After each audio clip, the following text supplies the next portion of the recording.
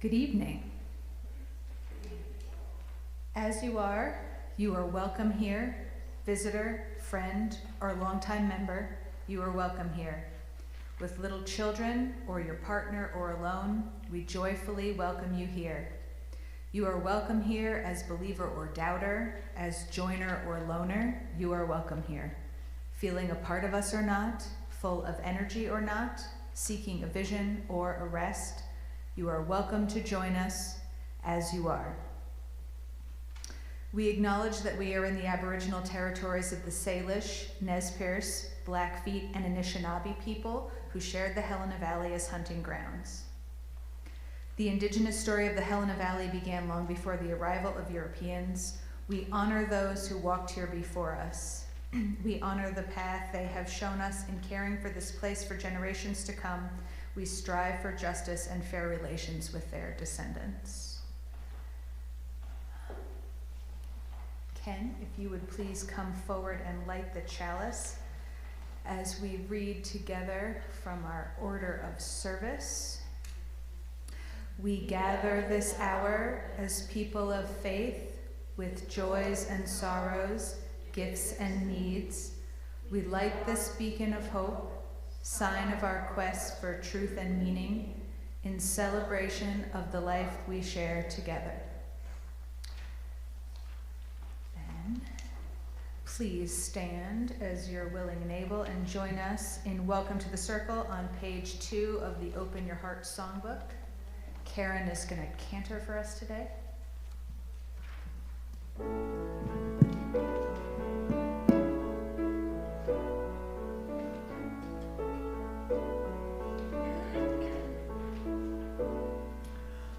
Welcome to the circle. How far have you come? Do you need some company? A candle and a song? Are you feeling weary? Tired of being strong? Welcome to this circle.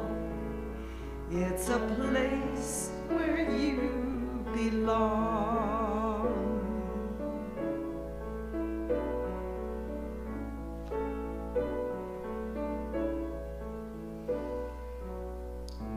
Do you have a burden that feels too much to bear?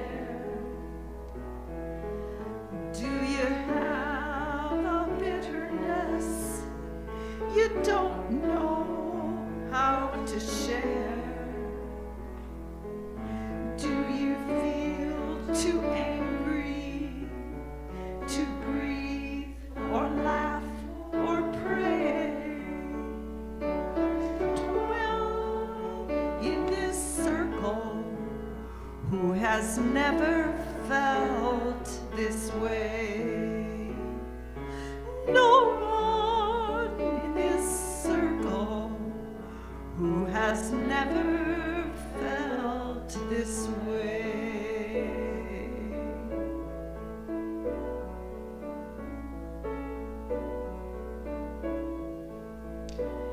So welcome to this circle. Whatever brought you here, the valleys and the mountain tops, the muddy and the clear, and know your work is worthy, and know your heart is true, and know that all you give away will come specifically back to you. You've got to know that all you give away will come circling back to you.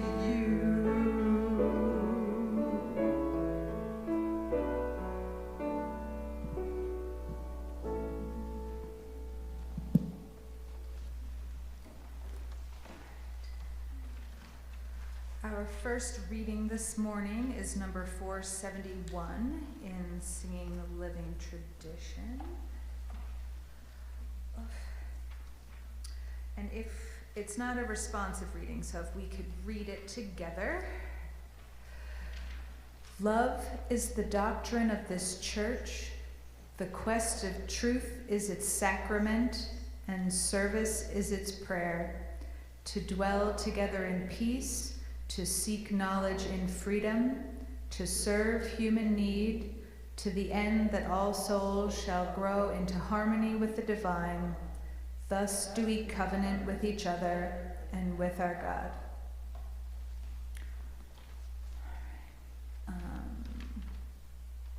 Judy is not here today to do her pledge, but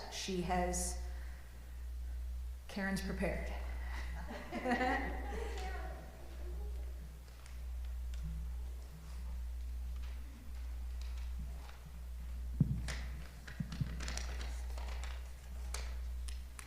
Yeah, Judy, she typed this out and sent it to me. So,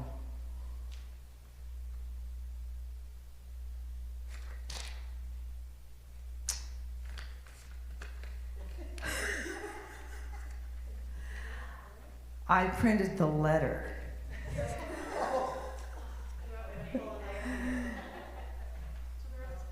Katie, you're my savior. Oh, yes. Greetings to all today. I am sorry not to be able to make it in person to tell why I pledged to BSUU. But I will try here to share with you my reasons for pledging. I pledge money to our Unitarian Universalist Fellowship because this is my community of believers. It is the only religious group I know of that truly represents and supports a diversity of beliefs. It was not an easy path to find a religion which doesn't insist that I subscribe to belief in some kind of savior, or that I renounce all other forms of belief. In this fellowship, I continue to learn how to listen and how to be a more compassionate and justice-seeking person. Hearing other members of our lay-led fellowship tell about their life experiences and beliefs is a good, ongoing religious and spiritual practice. Being a member of a community of people with positive values supports me in my daily life. I'm happy to contribute financially and with my time and talent to keep us alive. That's Judy Fiel.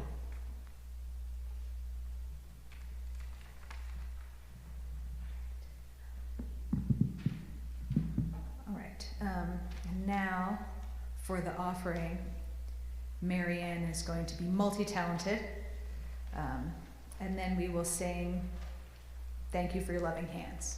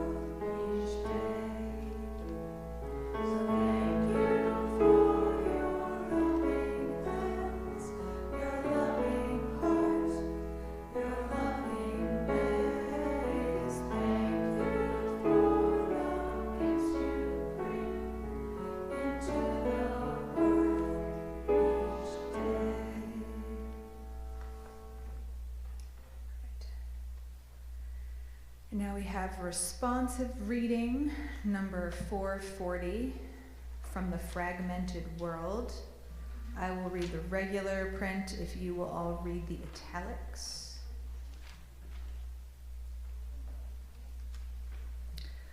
From the fragmented world of our everyday lives, we gather together in the search of wholeness. Finding cares and preoccupations by diverse and selfish aims are we separated from one another and divided within ourselves. Yet we know that no branch is utterly severed from the tree of life that sustains us all. We cherish our oneness with those around us and the countless generations that have gone before us. We would hold fast to all of good we inherit, even as we would leave behind us the outworn and the false. We would escape from bondage to the ideas of our own day, from the delusions of our own fancies. Let us labor and hope for the dawning of a new day without hatred, violence, and injustice. Let us nurture the growth in our own lives of the love that has shone in the lives of great men and women, the rays of whose lamps still illumine our heartbreak. In this spirit we gather, in this spirit we pray. Now, we're a little bit short on children, but that's okay because all of my messages for all ages are actually for adults anyway. So Eli is welcome to come forward if he wants to, but he doesn't have to. And I will go through the story, which is really a discussion. And since we don't have any children, this gets to be a discussion with all of you, so you are required to participate. Otherwise, it's going to be very boring. Okay. So, I regret that there are not a lot of kids here because I like talking to kids generally more than adults. Kids are more fun to talk to. When I was a little UU kid, the children's time was like this in service. It was a conversation.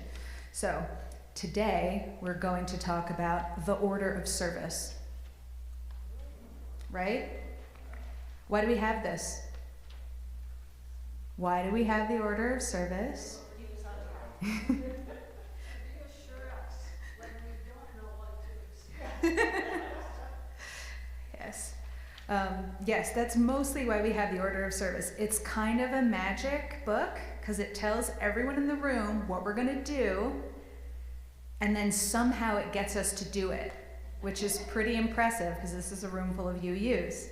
And everyone agrees. And we read it, and then we know what we're going to do, and we do it together.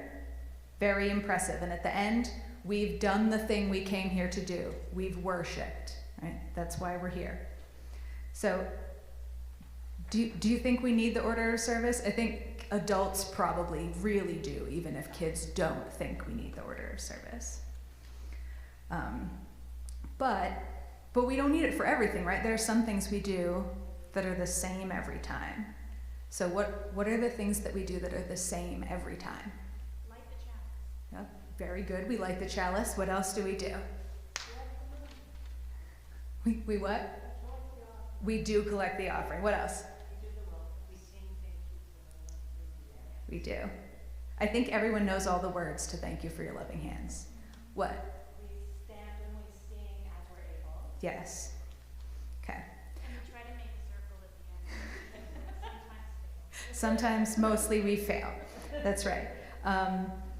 We do joys and concerns, we do our land acknowledgement, and we do the children's story. And then we have a message. That's a thing that we do. And then at the end, we sometimes will have a discussion, right? Or silent meditation. And then this is kind of hilarious. And in my notes, I'm like, and then we make a not circle-shaped circle. And we sing our closing. And our closing is like the closing that we sing, the Wish for All Children. We sing out the children and then we sing out ourselves. So even though there are some things that are the same every time we put them in here, why do we do that? Katie sort of said why. Yeah? Well, we want reassurance. We want to Mm-hmm. We want to know what to expect in this unpredictable, crazy world. And we also want new people who don't know the normal things that we do all the time to feel welcome, because welcoming is a very important part about being a UU. When everyone's doing the same thing and you don't know what to do, how do you feel? And then not welcome. So that's why we have to put everything in here. And it gets very long if you have to print it out. Okay.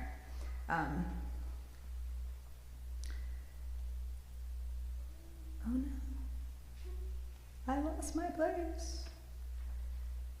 So yes, we are flexible, we're very flexible. The things that are in the service, the whole service itself is also called a ritual.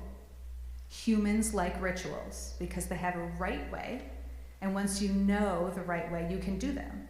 And because our services have a ritual, I know how to do one, and Becky knows how to do one, and Katie knows how to do one. And that means anyone can do one. That any of us can lead worship. And so I made this little box, which is difficult to see, but you'll get to pass it around, because rituals, like our order of service, like the way that we do the service, are these little boxes that you open up and you do all of the things in them, and then when you're done, you close them. And you keep the meaning safe inside the box.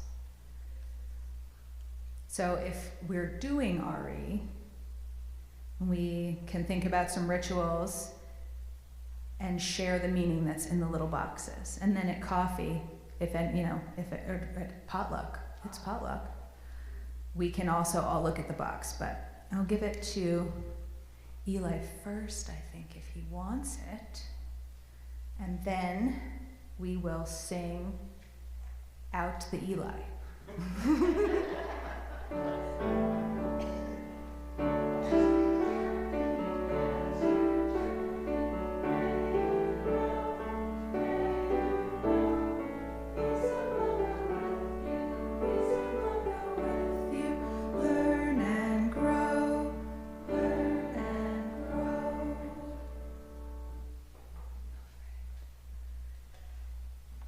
Please stand as you're willing and able for hymn number 123, Spirit of Life, which needs probably no introduction, cantering, or anything. I think we all know this one.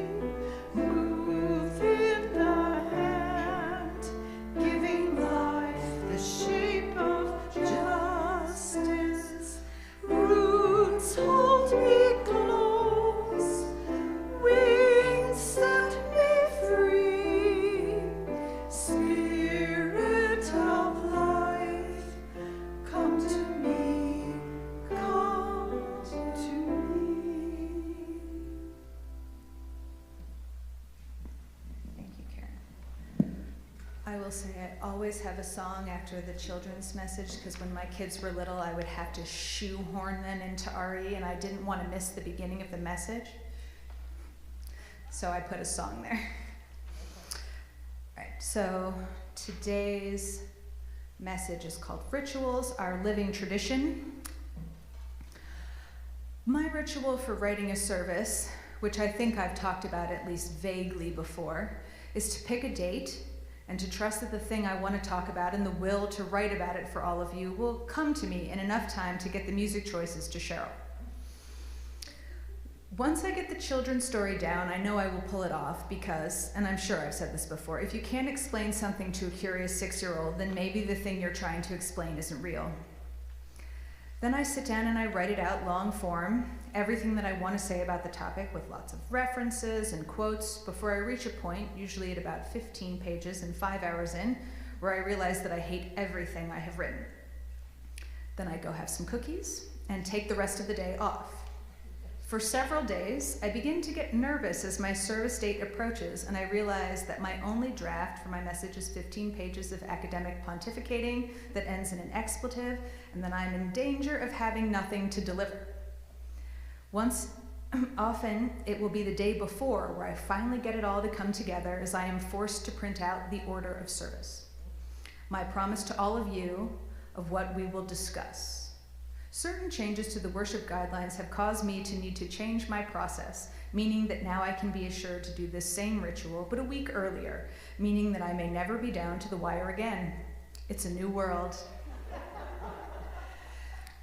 Rather than delve into a deep analysis of rituals, we will opt for the Justice Potter Stewart working definition for complex things, like pornography.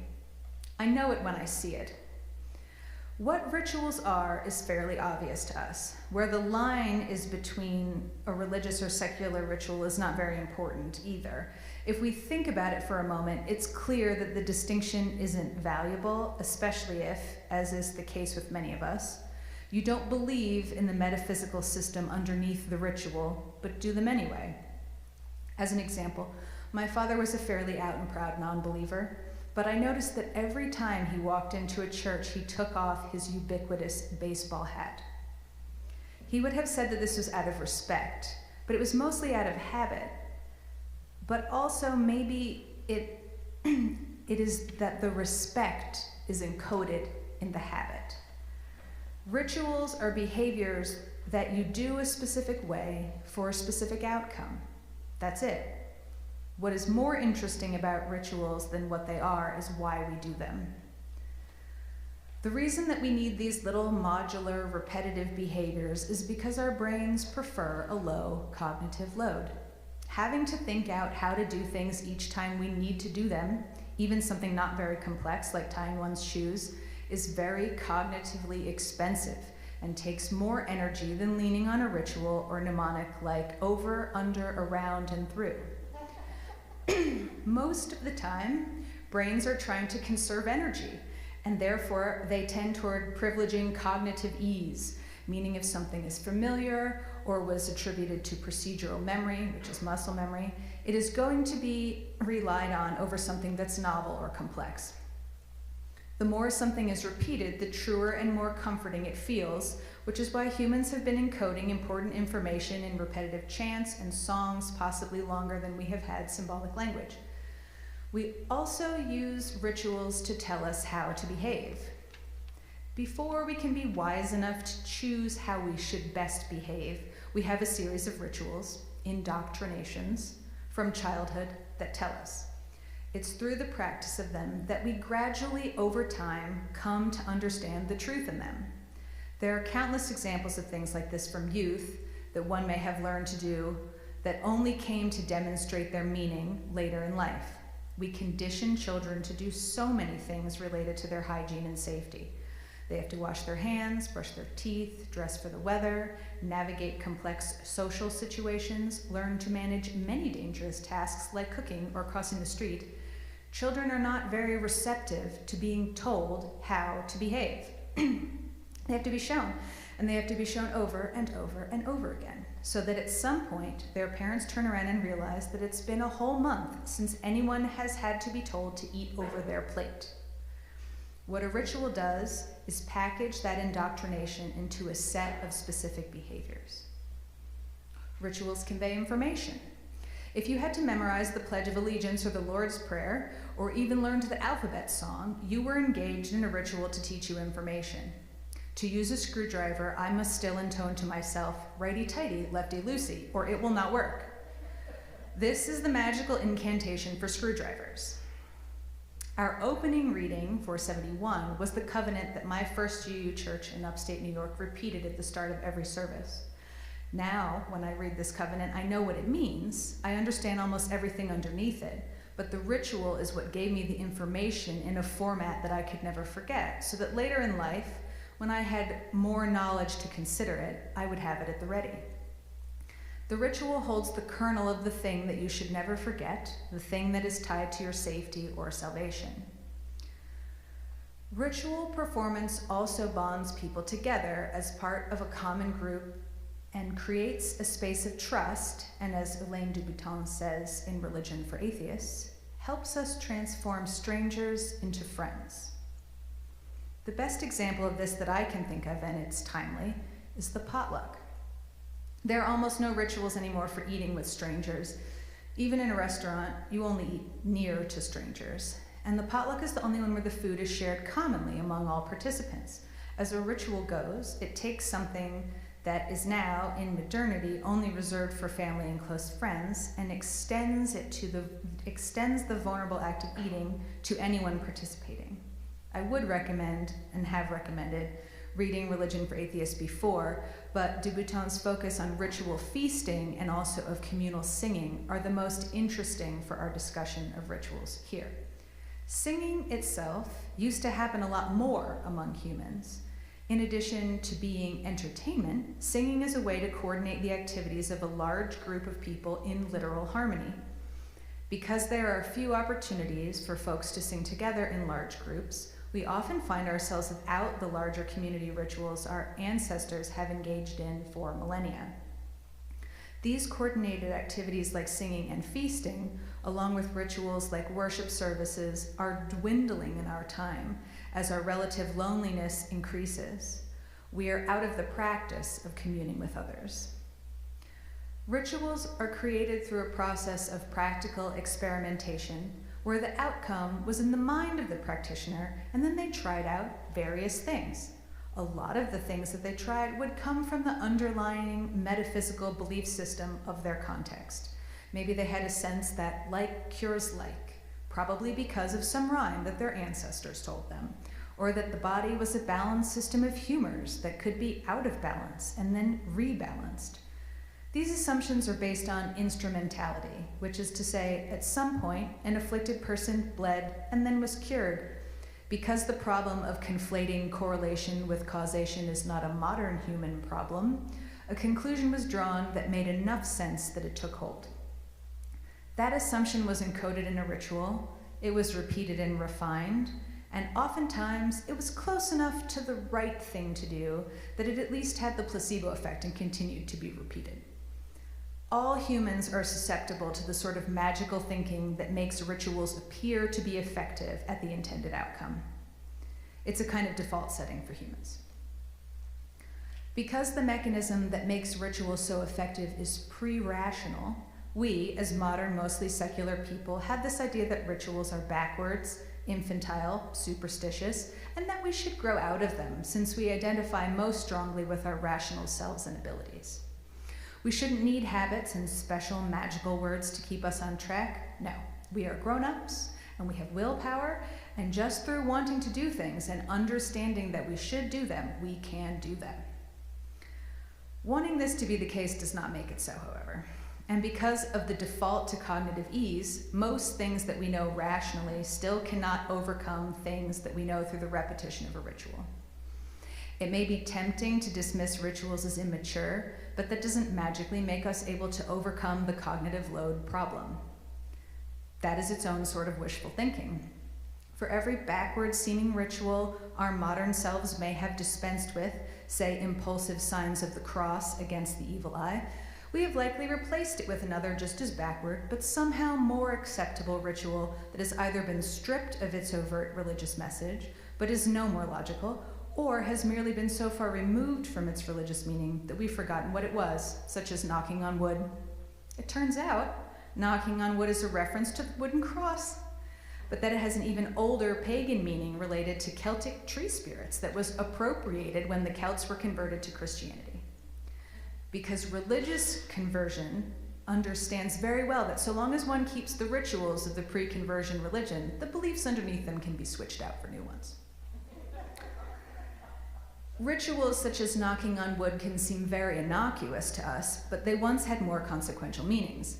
More importantly, modern life is overrun with these complex layers of meaning that go so deep, many of us don't take the time to interrogate their meanings and just go along with them. As an example, when I got married, I didn't want my father to give me away because Though it may now seem like a pleasant ritual of affection between a father and daughter, the original ritual was about the transfer of a woman's status as chattel from her father's to her husband's property. Thankfully, my father was not offended by this change of tradition, but there are many other traditions and rituals that people hold on to out of convention that have long gone stale, and yet people cling to them. This is a better reason for secular people to object to certain rituals than that they might be non-rational or silly.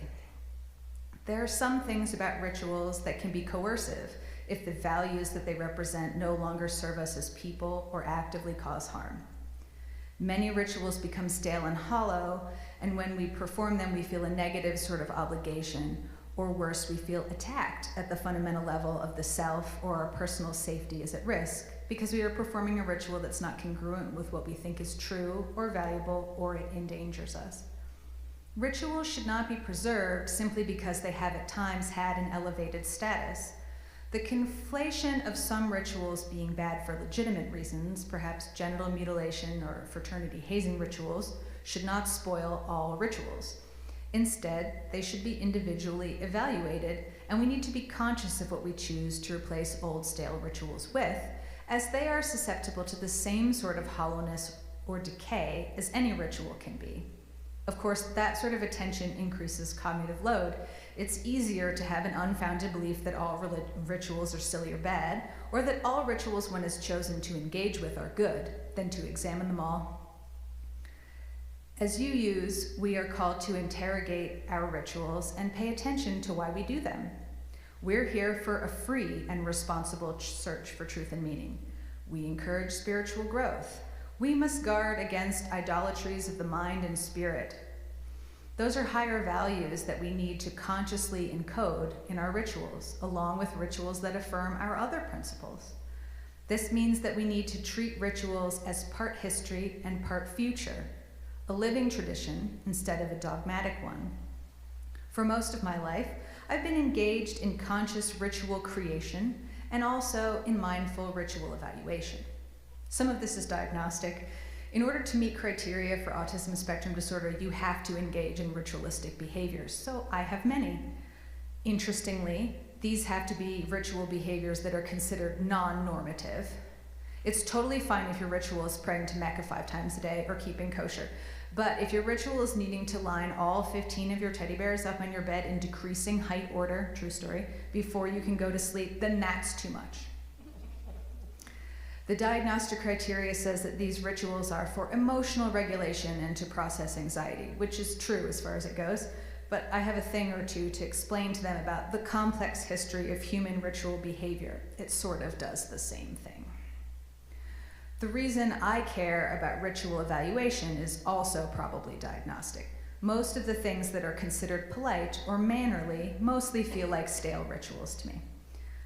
I couldn't find the outcome that was built into a lot of them, especially ones like look me in the eye when I'm talking to you and thanking people for gifts that you did not want.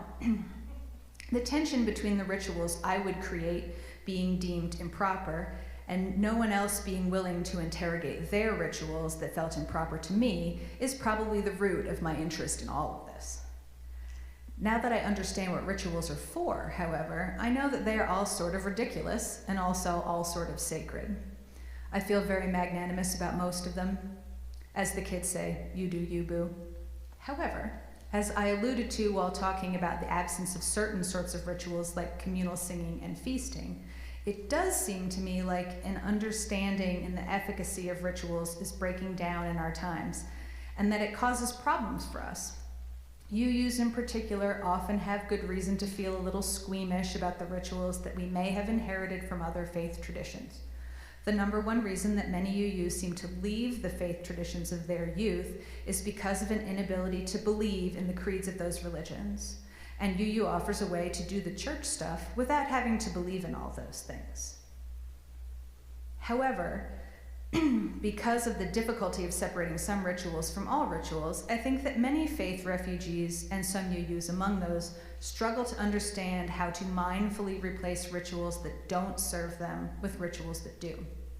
As I said, having no rituals is not really an option, and thinking that it is more illogical than participating in rituals. For me, the key to evaluating and creating rituals is about the habits that you want to form and the values that you want to hold. It's relatively easy to intellectualize your values, but it's very, very hard to live them.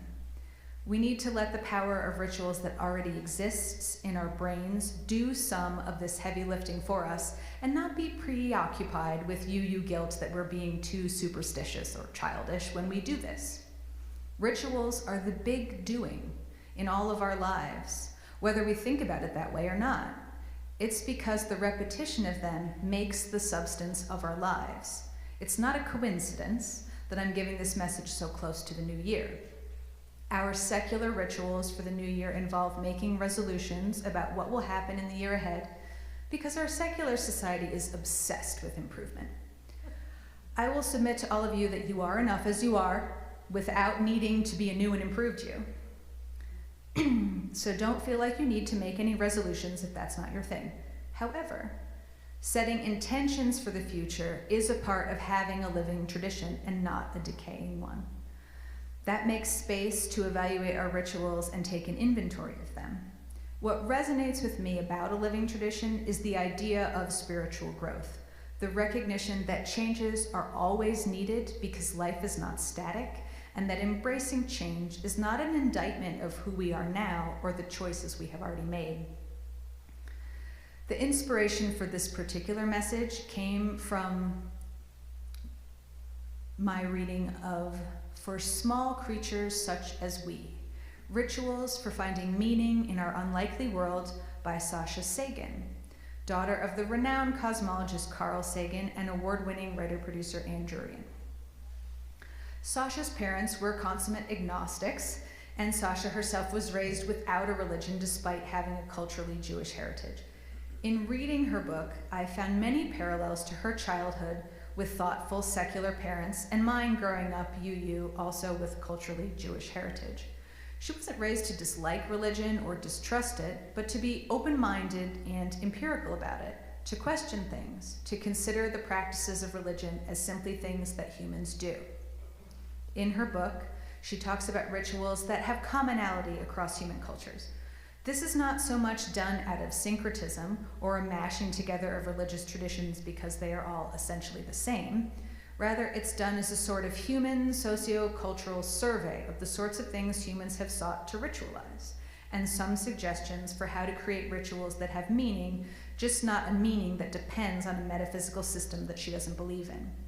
She discusses several types of human rituals, such as those that mark major life events, such as birth, death, coming of age, marriage. Also seasonal holidays related to agriculture, celestial events, solstice, equinox, and New Year. And she discusses pro-social rituals related to behaviors that keep us on track or allow us to indulge in more destructive impulses safely, like Atonement or Lent, the Feast of Fools, Liberation Days such as Independence Day or Juneteenth, and the Day of the Dead or Halloween. These sections are not so much about how to make holidays for yourself that strip off the religious parts, but more about the recognition that the rituals that exist for events like these have relevance to everyone and therefore might need intentional ritual creation for everyone. There are also rituals of the small, things you do daily or weekly, to imbue the everyday with meaning. Her example was singing every day with her husband, but for my family, this is the daily ritual of walking the dog. We got the dog to walk ourselves, partly for exercise, but also for having an activity to do together where we can talk about important things and check in, but also observe the changes in our neighborhood, run into friends, watch other people's gardens grow. We've had our dog for almost 4 years, and she's helped us get a lot of steps, which is an important thing to us, but she's also helped us take time to engage in a daily ritual that happens once, but sort of also all the time. This is the thing about daily rituals. They accumulate. They are the things your entire life is made of. You have to be intentional about them. For weekly rituals, the most obvious one is the Sabbath, the keeping of a day as holy. Even if you don't believe in holiness and you don't think we should hold a day aside for it, weeks are sort of a stubborn unit of time that we can't be free of. They work rest into our lives on a useful cadence. which we expand to the weekend in modernity. This is when we recharge, when we are ourselves, and for you youths, it's also when we worship. Being non-believers in general, or at least not unified in our belief, we are not worshiping so much as practicing being in beloved community.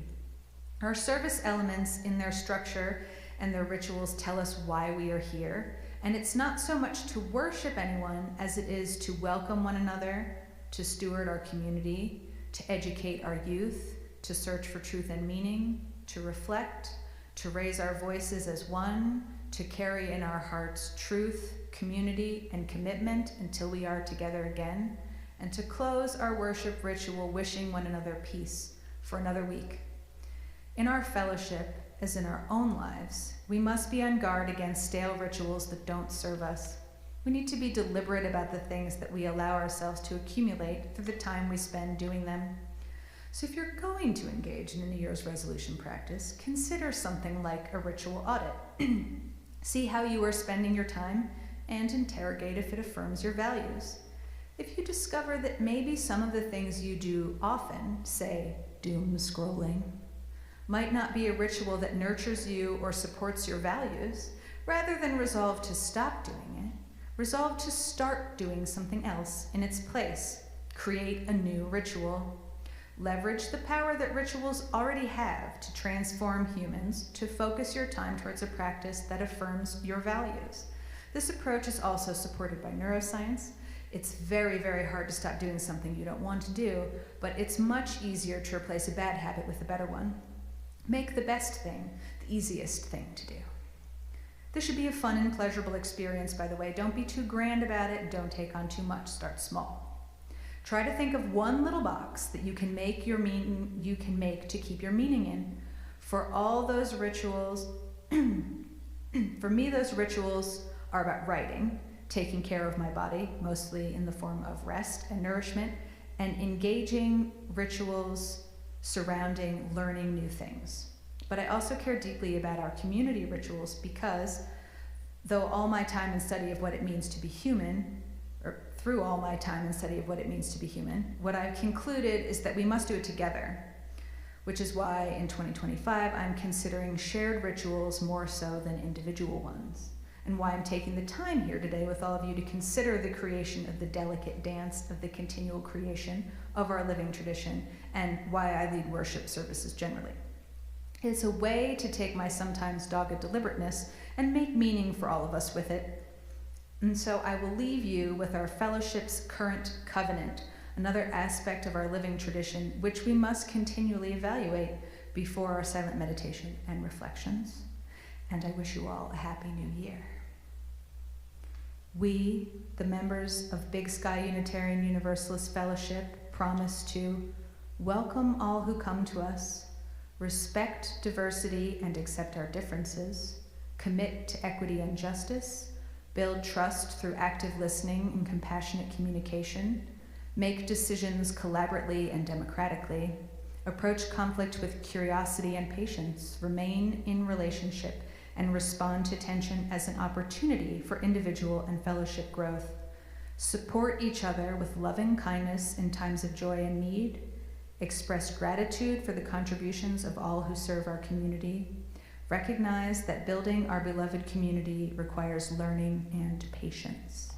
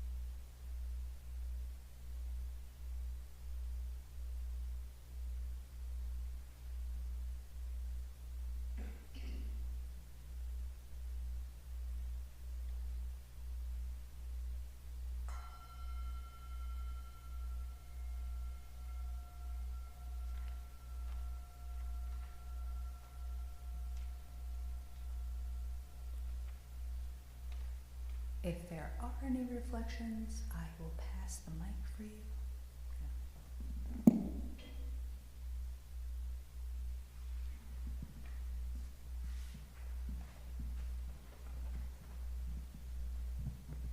Jemma, thank you very much for encouraging us to think about our current rituals and how to replace our doom scrolling or whatever it is, our time wasting, with something that's more meaningful.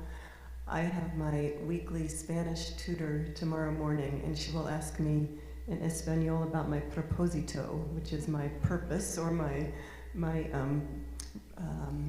New Year's resolution. And so this gives me a real opportunity to think on that and respond with something that's really meaningful that I hope to do. And I really appreciate the talk today. Thank you.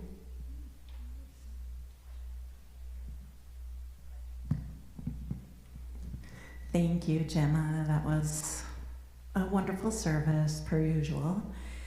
I'm usually not a person to practice rituals in the sense that I end up doing something and just doing it. So this gives me something to think about as far as when I am doing something to make it ritualistic. Thank you.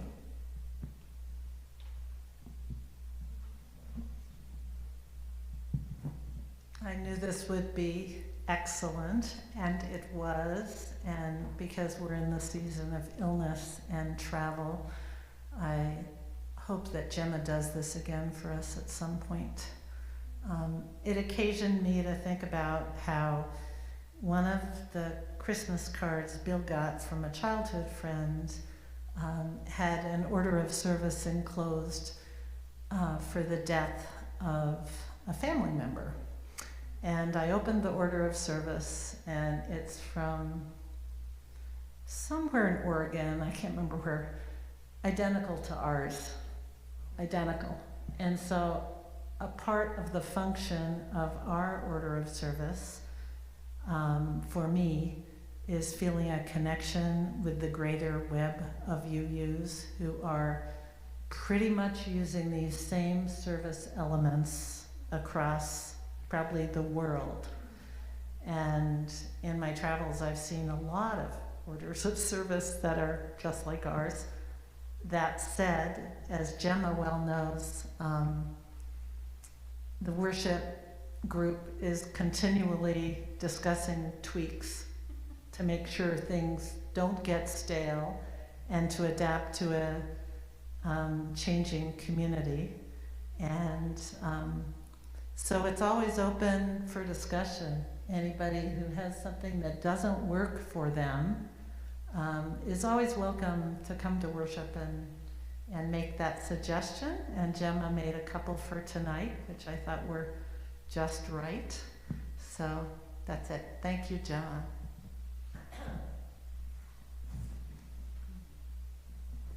Thank you, Jemma. That was an awesome talk. I envision that the order of service is, and ritual in general, is grounding. Kind of like the bones that I build my deeper awareness around. So the structure is there, and I can think about other things that are more relevant than what do I do next. And I can feel a little more. And so that the ritual is our grounding. And I know Ken and I come up with whatever is needed in our rituals. Like lately, in the last 6 weeks we light a candle at every meal. Just because that gives us a little light, and we really need the light at this time of year. So what that does is it gives us a structure to create a light and be a light in one more way. So I'm thankful for what you said about why ritual is important. Now I understand that a little better. Thank you.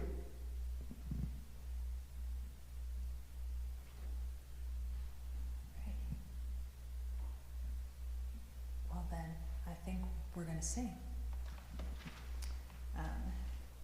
Our closing hymn is 311 in the Singing of the Living Tradition, Let It Be a Dance, which I'm dismayed that Georgia is not here because I enjoy watching her sing this song. So hopefully we will do it again.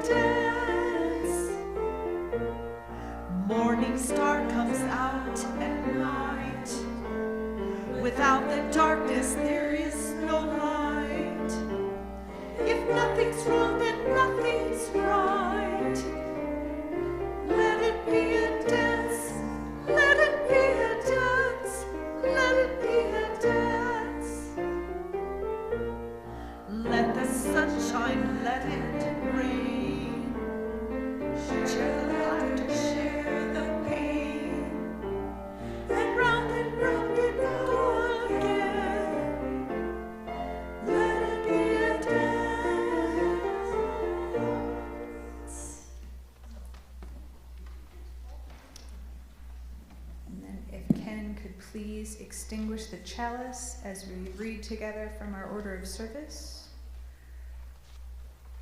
Oh my. We extinguish this flame, but not the light of truth, the warmth of community, or the fire of commitment. These we carry in our hearts until we are together again.